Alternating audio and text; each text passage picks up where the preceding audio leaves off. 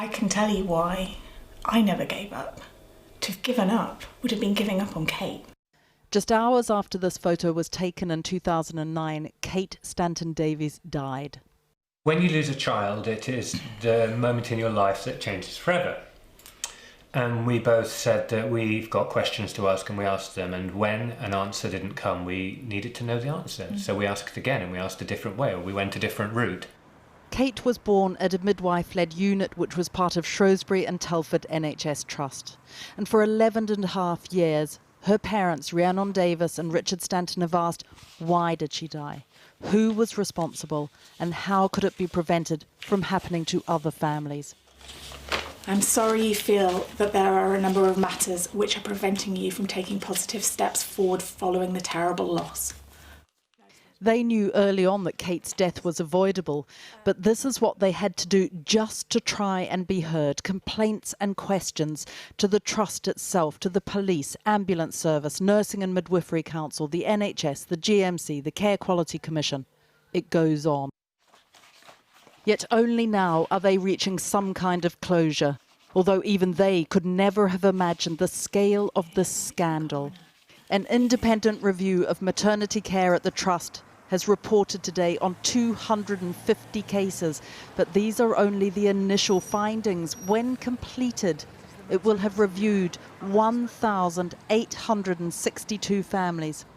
I think hearing stories of such tragedy, meeting families face to face and hearing what has happened to them and hearing the long-term effects has been really, really hard. I will be honest, there have been days when I've met family after family in Shrewsbury that I've gone back to my room and I've cried.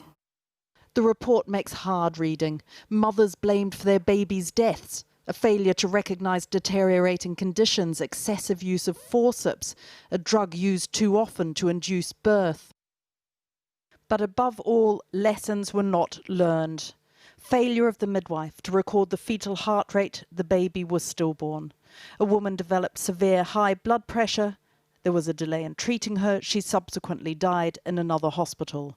Repeated attempts to deliver the baby using forceps. The baby was found to have skull fractures and developed cerebral palsy. There was no investigation. The report talks too of the lack of compassion and kindness.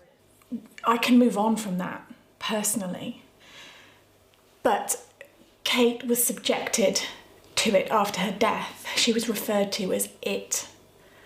And at her inquest, they tried to fudge the timelines to suggest that her life could never have been saved. The Ockenden report has identified 7 immediate and essential actions needed to improve maternity services in England and 27 improvements at the Trust itself, including risk assessment. Rhiannon herself had complained in the weeks before the birth that something was wrong, yet she was not categorised as high risk. When Kate was born, she was floppy and cold, yet she was put in an unheated cot and not monitored. An ambulance wasn't called in time. Kaylee and Colin Griffiths' baby Pippa died in 2016. The inquest heard that if an infection had been spotted earlier, it is probable she would have survived. I've now got a 3-year-old little boy to try and, he takes up a lot, and also that impacts on the grief because it's seeing every little step that he makes, and I can't just enjoy that because I see what Pippa would have done, and I can only imagine what she would have been like. I don't know what she would have been like. I don't know what she would have wanted for Christmas. The stories that these families have told the inquiry are upsetting. They're distressing, all because of the care that they received at this trust. Yet there have been other maternity scandals, other baby deaths that have been investigated, where we've been told lessons need to be learned. Yet you have to ask now, is the NHS capable of learning those lessons?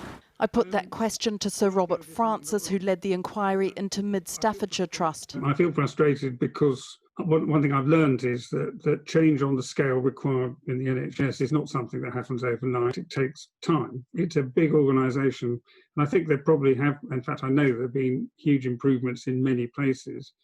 But the one thing I don't think we've got right is the absolutely relentless focus there needs to be on safety. The Trust would not be interviewed, but released this. I want to say personally and on behalf of the Trust that we are very sorry for all of the pain and distress caused to these families. We cannot change the past, but I want to reassure women in families that we will continue to make positive changes, and we absolutely commit to take all of the actions in this report. But the Health Secretary, however, this evening did not quite commit himself. Yes, the Ockenden report is shocking reading, and we've already taken the actions that were proposed in an earlier part of the report, and we'll of course study the proposals that have been made in the report very, very closely. There is quite clearly still a battle still to be fought, but today Richard and Rhiannon and the hundreds of other families left bereft by their losses took some comfort that they are finally being heard. Rhiannon, how soon in your loss did you begin to realise that Kate's death was really part of a systemic failure in the maternity unit?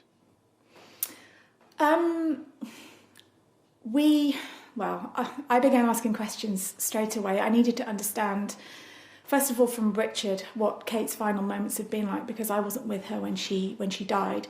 So when you begin asking questions and there's a cover-up in progress, you get given half answers, and there are lies in there, and you're aware that something is not right. So in terms of understanding when it was a bigger problem than just Kate, it did take until her inquest, really, in 2012, for us to understand quite how appallingly bad the care was, the fact that the midwives' training was out of date, midwives went against practice, they didn't do as they were asked, and it was at that point, really, that I felt two things. First of all, I felt quite confident that this was a much bigger problem than just Kate.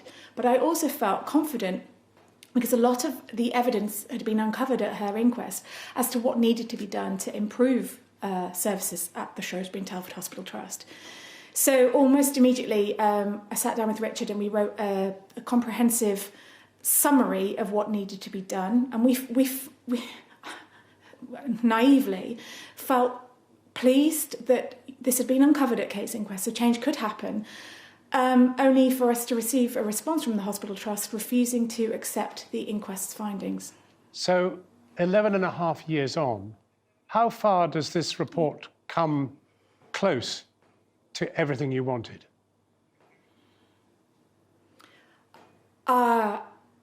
I'm very impressed with this report. The strength of language used. Clearly, Donna Ockenden and her team are not afraid of those that they're challenging.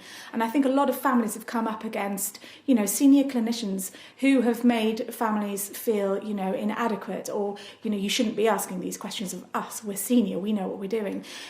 Because the questions are being posed, or because the statements are being made by Donna Ockenden and her team of highly trained clinicians, there's no wriggle room here. The language used is very strong. The recommendations are very strong. Equally, the patients' voices, which are captured within this report in what Donna calls vignettes, are possibly the most impactful words I've ever read in my life. They had such a huge impact on me when I was reading about babies dying of their skulls being crushed after a botched delivery, and then the next paragraph reading exactly the same thing again and again and again. Mothers dying, bleeding to death, women left screaming in pain. This is the 21st century. It's not Victorian England. It's appalling. And then to crown it, you have the parents being blamed, the mother being blamed. Yeah, absolutely. I was blamed initially until we were able to categorically prove that it was not the case. The midwife, who was supposed to be resuscitating Kate, who was standing next to my bed crying, said that she wasn't looking after Kate, she was looking after me. There was nothing wrong with me. I remember comforting her Meanwhile, I didn't realise that my baby was dying in a side room. It was just horrific.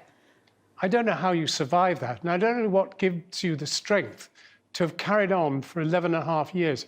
How? How have you done it?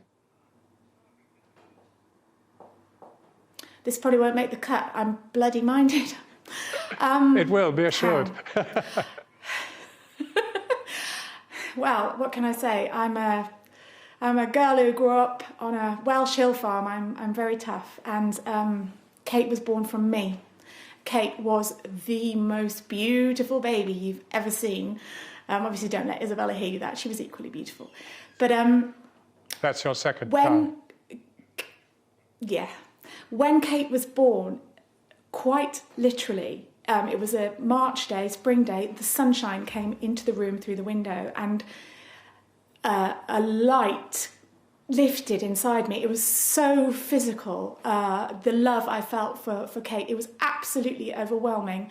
And that love, that pure love, just turned into sheer determination to understand what should have happened. And then when you start asking questions and you start uncovering, you can't walk away, you can't stop, you can't do anything other than continue the fight to ensure that no other baby like Kate dies.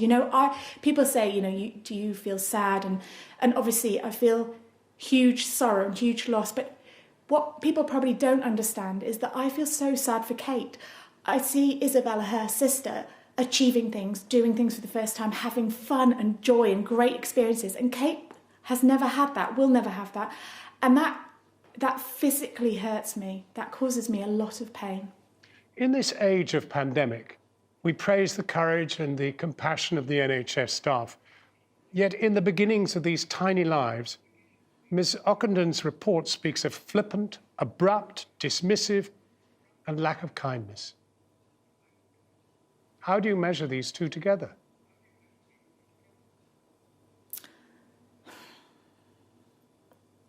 You can't. What has happened at this hospital trust in the maternity department, it's not representative in my own personal experience of the wider NHS. Mistakes can happen. As long as learning from that mistake is then taken forward, that's, I guess, all you can ask for. This maternity department, we've witnessed, from the midwives to the consultant obstetricians, cruel, heartless mistreatment that has resulted in avoidable deaths and harm. I am not a psychiatrist. I couldn't tell you what goes through the minds of these people that are meant to be working in a caring profession and yet behave like this. Donna Ockenden says it's thanks to you that this report has ever come about. Does that go any way to ease what you've been through? When I read those words in the acknowledgements at the beginning, when I saw my name, I've seen Kate's name, when I saw my name, I was touched very much. When I heard Donna say my name, I cried when she gave the address, because suddenly I felt the impact of actually, I have done something here. I have achieved something here for Kate and for patient safety going forward. And, when you're in it, you don't really realise, because you're constantly coming up against brick walls and having to think, right, okay, how do I get around that? And, sitting down and putting words on paper that will make people understand what's going on and step in. It's hard work. And to have that dedication, it made me cry, but in a good way. Well, you make me cry too. And I want to thank you very much, Rhiannon. Oh, bless you. Thank you so much for talking to us. No, thank you. It can't be easy. Thank you. It's not, but thank you so much. Your coverage is always incredible. Thank you so much. That's Victoria MacDonald.